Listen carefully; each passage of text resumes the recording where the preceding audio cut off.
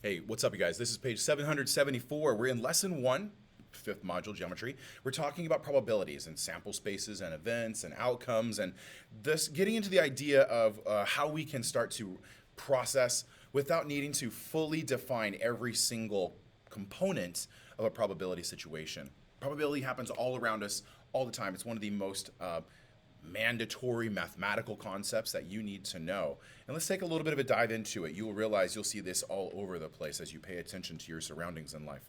I've got highlighters and I've got something to write with. I encourage you to have the same. And of course, be on page 774 as you're following along in this video.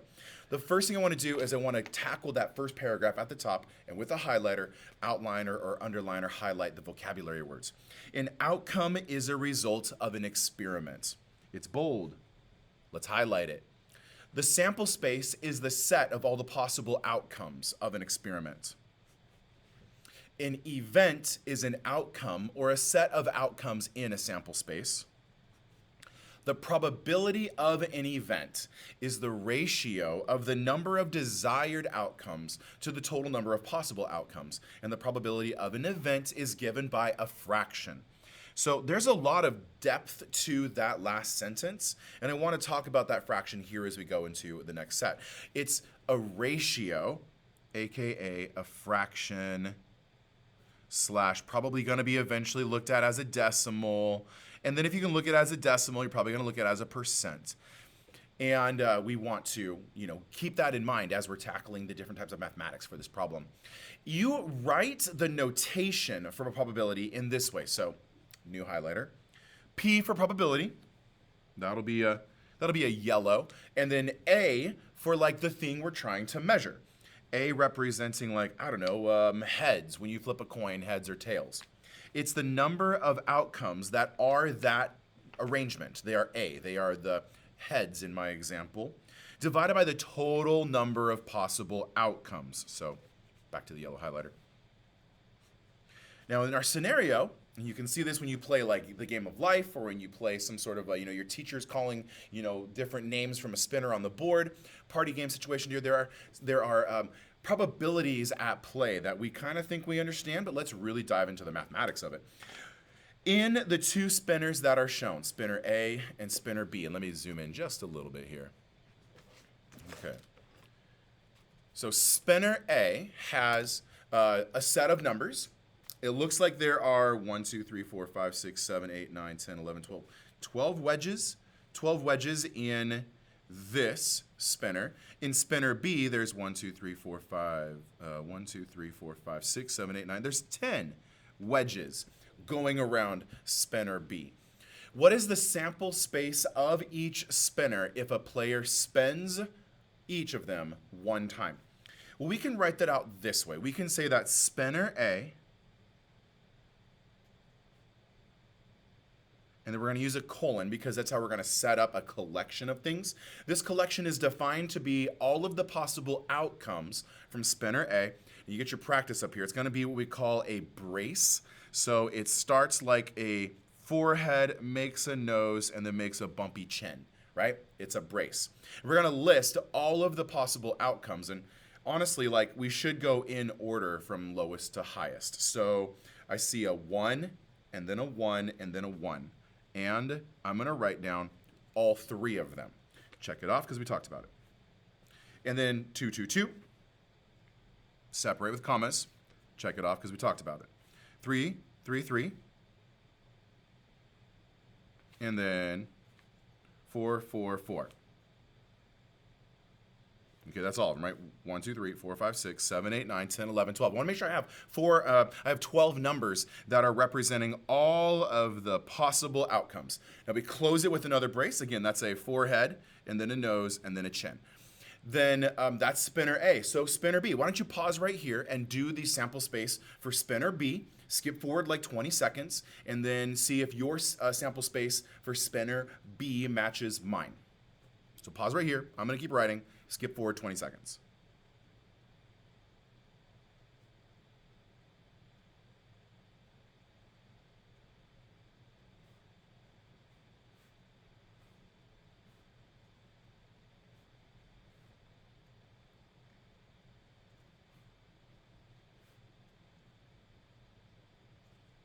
All right, welcome back. Or maybe you were back and thank you for watching all the way through. One thing that I noticed, and I hope you did as well, these are not equally likely amounts. And something that happens in probability is a conversation of, is it fair?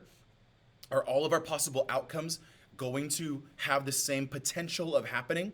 Certainly in spinner A, there are 12 numbers, but there's like 3 groups of each number, and so the chances of getting a 2, the probability of getting a 2, is the same as the probability of getting a 3 or a probability of getting a 1.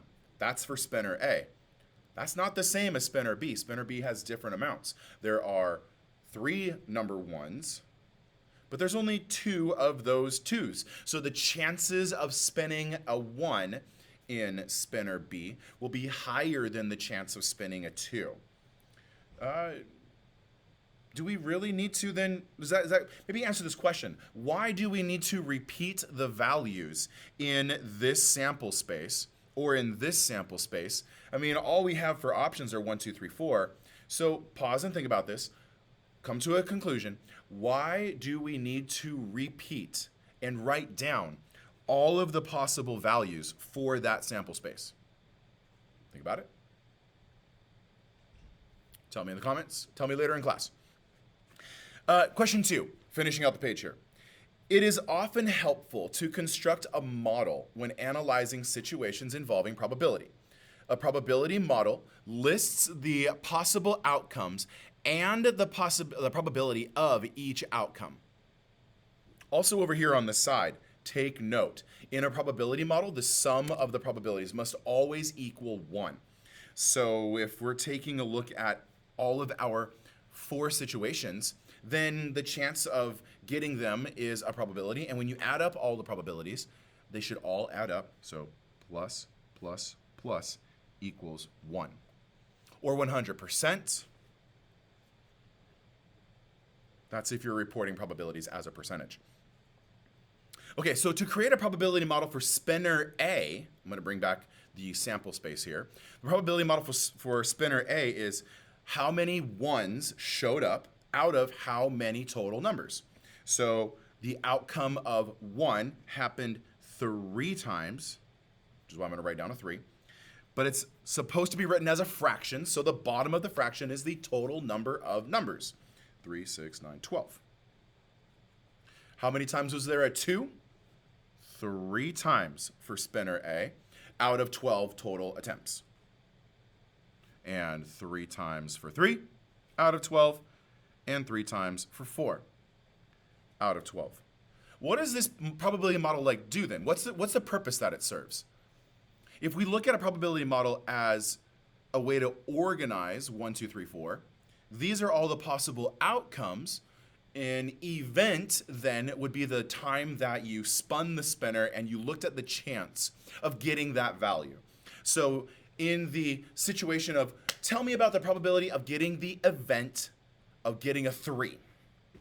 You have a 3 out of 12 chance, or a 25% chance. So I'm going to add that below, 25%, plus 25%, plus 25%, plus 25%. Turns out all 4 of those 25 percentages do add up to 100. So even then, this probability model is complete because its percentages also add up to 100. We would have an incomplete probability model if we added up and got a number less than or more than, just not 100%. I'm going to go ahead and do the probability model. So that's a vocabulary word I keep saying. Might as well highlight it. Probably should have highlighted it yellow for vocabulary words, but whatever. You create the probability model for spinner B. I'll do the same. Skip forward, 20 seconds, 30 seconds, and let's just compare notes after that's done. Okay? So right now, I'm doing the probability model for spinner B. You should do the probability model for spinner B as well in this box. And then let's compare our answers and our work in about 20 seconds. Ready? Go.